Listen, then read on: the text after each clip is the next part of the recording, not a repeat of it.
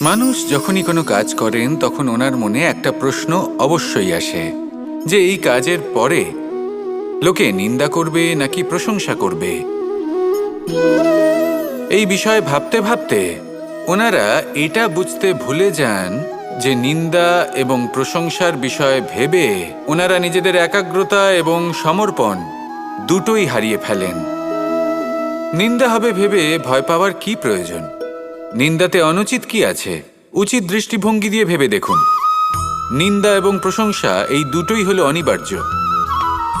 নিন্দা যখনই হয় তখন যে যাই বলুক না কেন, আপনি একটা সুযোগ লাভ করেন, একটা সুযোগ নিজের ভুল বুঝতে পারার, সেটা শুধরে নিতে পারেন, নিজের পথ বদলে নিতে পারেন আর সাফল্যের পথে অগ্রসর হতে পারেন।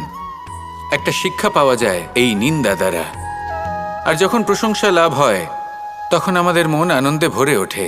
এই দুটোই অত্যন্ত প্রয়োজনীয়। সেই জন্য নিন্দা এবং প্রশংসার এই খেলায় জীবনের অঙ্কটা বদলে ফেলবেন না, সেটা অনুচিত হবে।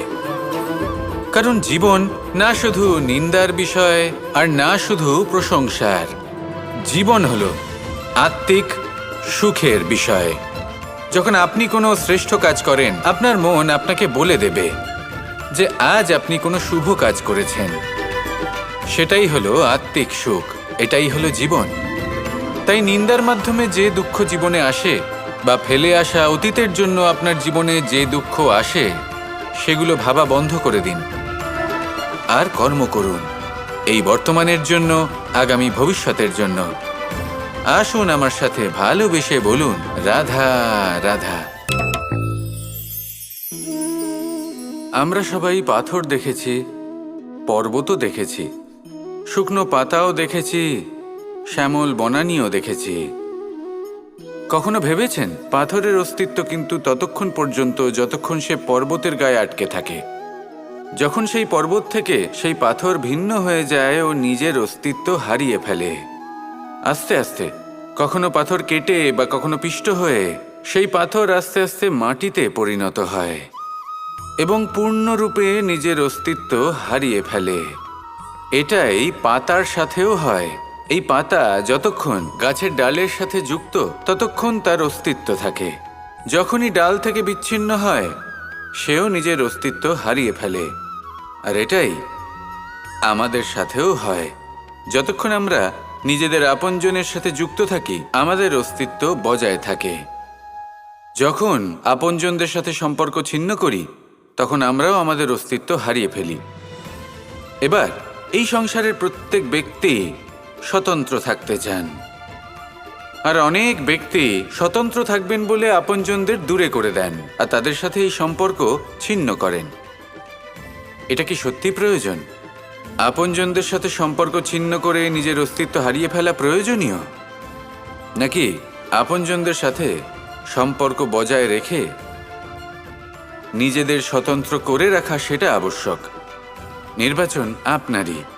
আসুন আমার সাথে ভালোবেসে বলুন, রাধা রাধা। এই সংসারের একটা নিয়ম আছে, বা বলতে পারেন লোকে তাই বলে, যে শক্তিশালী হয় সে শক্তিহীনকে নত করে দেয়। এমনটাই হয়, তাই না? আবশ্যক নয়। কখনো কখনো এমনও হয় একজন অসমর্থ ব্যক্তি সমর্থ ব্যক্তিকে নত করে দেন। এটা সম্ভব, এও হতে পারে। আর এটা তখন হতে পারে যখন তার মধ্যে ভালোবাসার শক্তি থাকে। ভালোবাসার শক্তি এই সংসারে সবথেকে বড় শক্তি হয়। এই ভালোবাসার শক্তি দ্বারাই নির্ধন সুদামা আমাকে দিয়ে নিজের পা ধুইয়ে নিল, কিছু না বলেই, কিছু না চেয়েই। এই কর্মের আধার ছিল শুধুমাত্র ভালোবাসা। খুব শক্তিশালী হয় এই ভালোবাসা। ভালোবাসার শক্তি দ্বারাই আপনি হিমালয় পর্বতকে নত করতে পারেন, তাহলে কি অসম্ভব হতে পারে?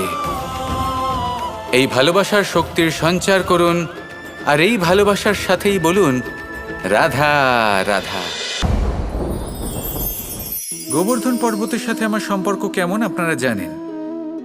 অনেকদিন আগে যখন আমি ছোট ছিলাম, একদিন আমি আর বাবা গোবর্ধন পর্বতে ওঠার চেষ্টা করছিলাম। আমি ক্লান্ত হয়ে পড়লাম।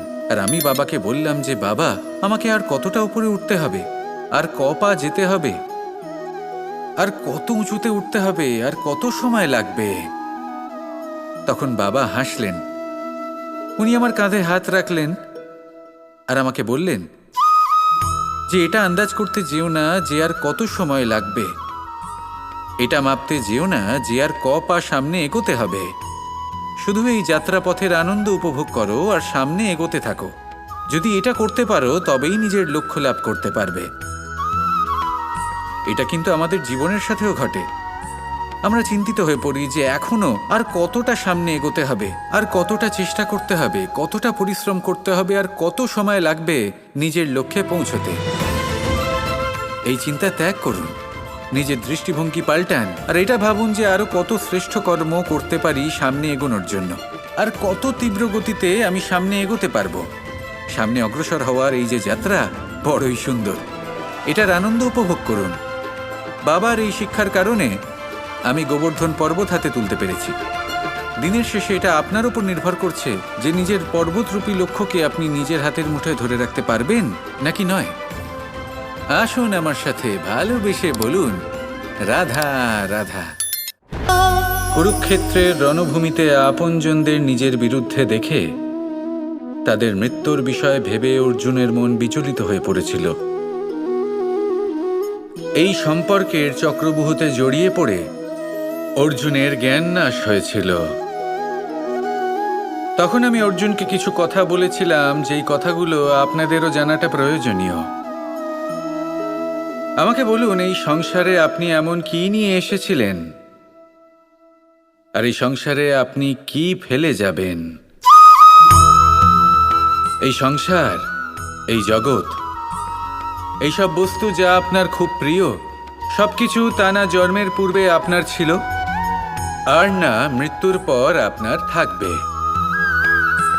এই সংসার আমার থেকেই জন্ম নিয়েছে, আর মৃত্যুর পরে আমার মধ্যেই সমাহিত হয়ে যাবে। এখানে যার জন্ম হয়েছে তার মৃত্যু এখানে সুনিশ্চিত। শুধু জন্ম আর মৃত্যুর মধ্যের এই শরীর শুধুমাত্র একটা মাধ্যম, যার দ্বারা আমরা কর্ম করি, আর এই কর্মের ওপরেই শুধু আমাদের অধিকার রয়েছে।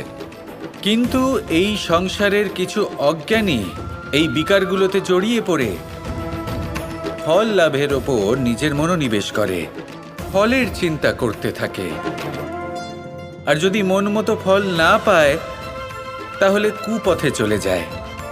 অন্যদিকে এমন কিছু জ্ঞানী মানুষও আছেন যারা পূর্ণরূপে নিজেকে আমার কাছে সমর্পণ করেন আর শুধু নিজের কর্ম করতে থাকেন। এই কর্ম করেই আনন্দ লাভ করেন এবং তাতেই জীবন যাপন করেন। যদি আপনিও এটা চান যে আপনার জীবনে সুখ থাকুক, শান্তি থাকুক, সম্পন্নতা থাকুক, তাহলে সৎ পথে চলুন, ঈশ্বরকে স্মরণ করুন আর নিজের কর্ম করুন। আসুন আমার সাথে ভালোবেসে বলুন, রাধা রাধা।